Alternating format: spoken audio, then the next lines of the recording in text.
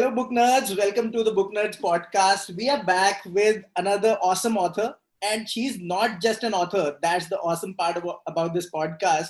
She propagates grit, and we'll be talking about grit in detail with Neeta Bhushan, Neeta Bhushan, Dr. Neeta Bhushan, of course. How can I forget that? A little bit about her before we get into the conversation. She used to be a cosmetic dentist, and she gave that up, and it was $1 million business. So it must not have been easy. uh, we all strive to develop that kind of business, but it must have been hard to give all that up and go on this journey, which must have been full of uncertainties. And she has written a book. It's called Emotional Grit. And she is half Indian too, so awesome way to go. I mean, so looking to explore more with her on the podcast. Welcome, Neeta. How are you? Thank you so much. It's so good to be here. I'm good. I'm good. How are you doing? Great, great. And I believe you have been to India before, because we follow Yeah. because we follow you on social media. Uh, okay. Yes, of course. We're there all the time. Yeah, at least once or twice a year. Great. First of all, I straight away wanted to talk about the book because, of course, the journey is there. You have been motivating people, millennials, and corporates, of course, to develop, emotional skills and create it more so in a way so that it can be more than a soft skill, right? Right now in India, of course, we treat it as a soft skill, and if it is there, it's there. If it isn't there, it doesn't matter, right? So that's how we see it happening here. So tell us a bit about the book, and how was it to write it? Because I'm sure this kind of book takes a different skill altogether for vis-a-vis, say, fiction or something.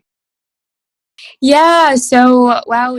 I think that you asked quite a few good questions there. So, if I were to talk just a little bit about the book, I mean, yeah, being a dentist and going into becoming an author, two very, very different things. You don't go to school to learn how to become an author when you are running a business, and that too, being a practitioner or a doctor inside of the business, that's different, let alone owning the business, also different. And then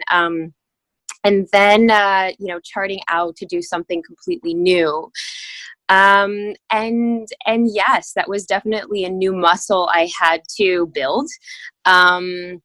But it was really a culmination of everything that I had really been through throughout my life. And I had charted, I guess you can say, the traditional means of success, outward success, from getting all the great grades to getting into my top choice of dental school, going into full 8 years of academia, including Wow. my college studies. Yeah, and it's a lot. And That's a long time. You medical students have to go through a lot. yeah. It does take a long time. So I think that there was so much pressure and so much pressure to achieve and to do, and that was really my my modus operandi at the time, of how many things can I accomplish. And so Did I you was have going a through a very checklist? Did you have a checklist? yeah. Okay. Literally a checklist. I mean, and I think high achievers or so many people listening to the show could probably understand and relate that we have checklists. But I realized that a checklist way of living is not the way to any sort of personal fulfillment. Okay. And what was really happening was I was crumbling inside. I was in a marriage that wasn't really healthy, which was actually pretty toxic, and I was faced with some really hard questions where I'm sure a lot of people you know, if they are at a certain crossroads, at an intersection in life where they have to choose, do I really want to do this job? Do I really want to do this thing? Am I really being pressured to do this by my parents? Should I go on the family business? But what about me, right? All of these things were coming up. And for so many years of my life, I realized I was just trying to be, you know, this perfect daughter, right? Yeah. So I needed to leave, and that was making a very tough decision. I think I pissed off a lot of my family members, but I had to really do something for myself. I grew up really early. I lost my family, my mom, my father, and my brother before I was 19, and so a lot of the things that I was able to accomplish was probably because of the grit and the resilience I accumulated before I was 30. And so I think the culminating moment of this catalyst for change was when I decided to leave my marriage. Because as you know, in Desi culture, you know, Indian culture, my father was Indian, and you don't do that. You keep everything under the rug. You hush and everyone says, no, we don't compromise. use the D word. We don't use the D word. D word is not existent. Yes, you deal with, the D word is dealing with the shit. And I think that for me, it was a huge awakening, which gave birth to, really wanting to share my story and sharing it in a way where I wanted to really learn how people make decisions. Because being in dental school or medical school, you are taught to memorize everything. And we're not taught to think outside the box. So that was the first thing on my checklist of being a researcher. I was a psychology student, and obviously when watching both of my parents die to cancer at different times of my adolescence, I had to learn a lot about psychology and human psychology just so that they were okay in the last few months of their dying days. Even though I didn't know that they were leaving me for good, I just knew I needed to make them happy. I knew I needed to understand what were the right things to say so that they can feel less of that pain, right? So that's literally where it all started. But then being able to chart across 45 countries, I did give away I sold my practice. Yeah. And that allowed space to really say, okay, if I'm going to have my dream of writing a book, what did I need to learn, about myself, and what did I need to learn about being a good interviewer, putting together a study that could lead me to interview close to 500 people in the way that they viewed success. And it wasn't. There's so many examples in the book. I was coming to that. Of course, sorry to cut you off there. Okay, first of all, we need to show everyone the book cover. If it's not shining right, it's right. Oh, there we go. I can see it. Emotional. Yeah. But I was actually taken aback by one short line, and it's you can miss it if you are too fast in reading. There's a certain bravado required to question the traditional norms and lead from a different lens to truly question the decisions that you make and the fundamental reasons behind them. It's quite something, because in these couple of lines, you can find everything you need to find. I mean, there are some parts of the book where you can find lots of learnings. So tell me just about these lines, because they really hit me hard. Yeah, I think that it takes a certain sense of bravery. And that's why, even nowadays, brave conversations are not very, it does take a different sort of perspective, because if we're very much taught to obey and suppress our own voice and just keep doing and keep, not rocking the boat and do whatever traditionally our elders say, and, mummy, papa, whoever, auntie, uncle, whoever, all of these people. And we have our external validation from people around us. And it could even be our friends. I think that we forget our individual voice, and we forget what that looks like. And that then takes courage. It takes bravery. And that's why I wrote the line, it takes bravado to step out of what is traditionally considered perfect, right, and chart a different path, which means that it's not going to always be upheld. It's not going to always be applauded by the closest people around you. Right. And that's the bravery that it takes. That's the bravery that it takes. And I think that's the character of grit and resilience that you're building, that not everyone is going to approve or like what you're doing. And that is okay, because once we're okay with the discomfort, then our opportunities and our potential can expand tremendously, because we're coming from a place that's so true to our hearts, or your heart, that we no longer care about the status quo, and we no longer care about the side comments or the trolls online, because we get to do and be. We know that it takes a certain amount of courage. That is the hard part. That's the hard part. But that makes the journey even more fruitful. And that's really what emotional grit is all about. It's building that stamina every day. Let's talk about grit. Before, I am totally unhappy that I didn't read this book last year, because it would have helped me a lot, because I also went through something like what you did. My father passed away due to cancer, and it would have been kind of, I would have been more resilient perhaps. But anyway, please tell all of our viewers about grit, a little bit about grit, because I was surprised by how much it holds.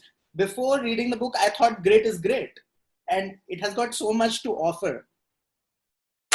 Yeah, so one of the main trainings and teachings that I now provide inside of our institute, which is called Global Grit Institute, it's really a methodology, and the methodology is using the acronym of GRIT, because in the research we found that people attribute their successes to their building of resilience. And that's one piece. But I wanted to use GRIT as an acronym for how you build greatness.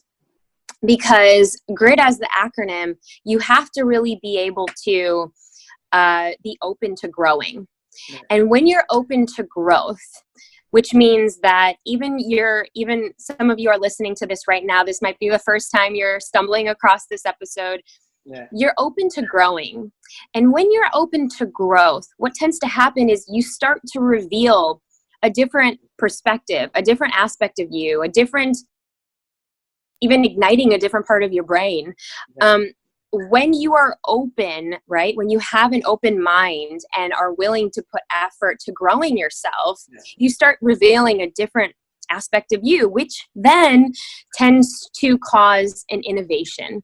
And what we mean by innovation is you are then able to make a commitment to changing. And you see this all the time with startups and corporations and companies. It's like, how can I innovate and how can I do something different and disrupt the world and all of these things? Disruption. But what are you actually? Disruption. It's a huge word. It's a huge word. But how are you disrupting and innovating in your daily life? Is it the habits that you create? Is it waking up an hour earlier at 5 a.m. so that you can do, pranayama or yoga or meditation, or even working out just a little bit before everybody else in your house gets up? I'm talking about the innovation that is only moving the needle just a little bit so that it could really create profound ripple effects in your life. And then we get to the T in grit, which is that's when a transformation happens, right? We think, and the easiest example of this is we think, okay, I'm going to lose, 10 kgs today. Yeah. And I'm just not going to eat for, the entire day. But that doesn't work, right? But what if you had those incremental changes, those 2 habits, and you're waking up half hour earlier, an hour earlier, every single day? That's when you have the action. Transformation is just the action that you are taking, whether it's the action that you're going to read this book after this episode, or you're going to call a good friend, or you're going to tell your boss what's really on your mind, and really speak up. So that's the action that you take that causes a transformation. So grow, reveal, innovate, and transform, leading you to greatness and your potential. I wanted to ask you about new entrepreneurs and millennials, of course. There are lots of millennials and very young entrepreneurs, especially in the Desi culture. Now they are crazy about becoming entrepreneurs, right? And I'm one of them, of course. I'm one of them. And although I'm pretty old. I mean, I wouldn't consider myself young. But what do you say to them? How to co-opt the learnings from grit with, say, being a team member or a leader, or just a lone business owner? How do you co-opt grit? So here's the thing, and what I learned from the startup culture in Delhi, because I used to mentor many of them. I used to work with one of the VCs that would bring their founders or their budding founders to just have conversations with me. And what I learned so much is that with the Indian startup culture, there's so much thirst, there's so much hunger, right? And that was the difference between my time in Delhi versus my time in Silicon Valley in San Francisco, is that you guys have grit. You have grit, but the thing that gets you stuck, or the challenges that you face are different. Ego comes in, and when ego comes in, then you can really cause a catastrophe, where the questions you should be asking is this coming from a place of ego and pride, or is it coming from a place of learning? Yeah. How can I, and especially if you are working with other co-founders, to be able to encourage different dialogue, different debate. Not everyone's going to have the same opinion as you, and that is okay. That's actually great for startup culture, is that we bring all of these ideas to the table and we get a sense of, okay, maybe this will work, or maybe this doesn't work. And where is that person coming from? And what's that perspective that they bring to the table from how they were brought up, from the challenges they had, right? And that really showcases a sense of empathy instead of judgment, right? And so I think we see this happening throughout the world right now, is can we have more empathy and really understand? We need it a lot. I mean, let's not go into that, because that's a separate podcast. Absolutely. Yeah, I really wanted to ask you about, first of all, about the audiobook. I loved it. Why did you make an audiobook? Because already an ebook was there. So why the audiobook? Yeah, so we just re-recorded an updated version, because that one had a lot of issues in it, and so we wanted to make it very crisp and clear. I totally ignored them.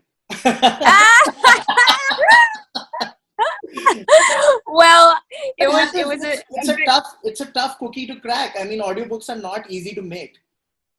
Yeah, no, they're not easy, but we definitely now have gotten the hang of it. The reason why for audiobook is we know that a lot of our audience only listens to things now, because either they're stuck in traffic, or they're on a bus for 2 hours back and forth. They're on a train for 2 hours back and forth. They don't really want to be looking at a screen. So we wanted to give, and some people learn by listening. And so for those of you who are going to be picking up the audiobook, I apologize, but we have re-recorded that so that the learning. Is it on Audible? It will be actually as of next week. So yes, it will be as of next week. We have the older one, but I think the newer one has had some some really positive reviews, just because the learning experience, we've learned so much in the last 4 years in how to create a really amazing experience for people who are listening, and maybe they don't have the time to read it, and that's okay. So yeah. My final question, please share with us one, I wouldn't call it testimonial because it sounds very passive, but one experience which you had recently and which proved to you that you are on the right path, and going forward, it would be great that you can propagate this message of grit, of course. And so any experience of late that you had? Yeah, I mean, so we have an online accelerator, and currently right now we have about 70 people from 16 countries around the world.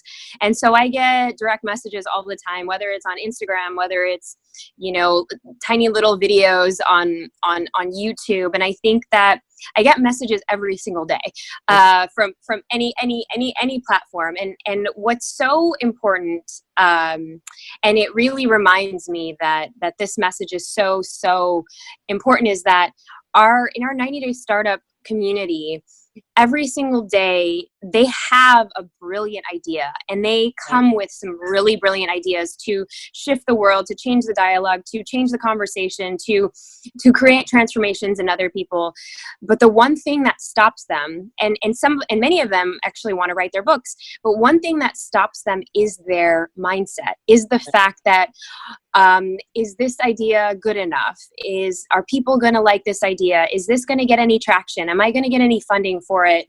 Who am I to do X, Y, and Z? I don't even know. I'm coming from corporate. Why should I even be starting this idea? This is all the reason why building your emotional grit, building your emotional intelligence, and growing your resilience muscle. That's why that's so important, because you can have the smartest people on your team. You can have the most elaborate idea of creating transformation, but if you don't really hone in your own mindset, and that's a daily practice, that's like a spiritual practice every single day because it requires intention, then you can bust. And that's why we see a lot of startups don't make it, because they're not investing in that sort of emotional grit building practice. And so I see it all the time, and which is why and the statistics are there, right? I think that would be yet another podcast to discuss, maybe on the next podcast, we'll be discussing more in depth. But finally, I wanted to ask, since it's the Book Nerds podcast, any 3 books that might have inspired you? You have mentioned a lot of books in your book, of course, but any 3 books of late that might have inspired you to, go on and achieve whatever you have achieved? Yeah, so I love the book, and this is a recent program that we just did, and it caused me to dive more into habits. And James Clear has a book called Atomic Habits, and I think it's fascinating. It's so fascinating. So there's that one, and I think this would also help with your audience. But also Nir Eyal wrote a book called Indistractable, which is also another great one.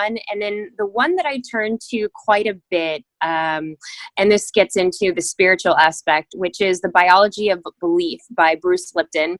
And it's fascinating. It's a fascinating book. It really merges neuroscience and biology, and basically our belief systems. And especially if you were growing up in a, traditional Desi culture, sometimes it's hard to break those habits and the beliefs that really play out in our subconscious. But once we actually crack that, then we can really be limitless in all of the things that we do. Awesome. And the 4th book is this one, guys. Do go Emotional Grit.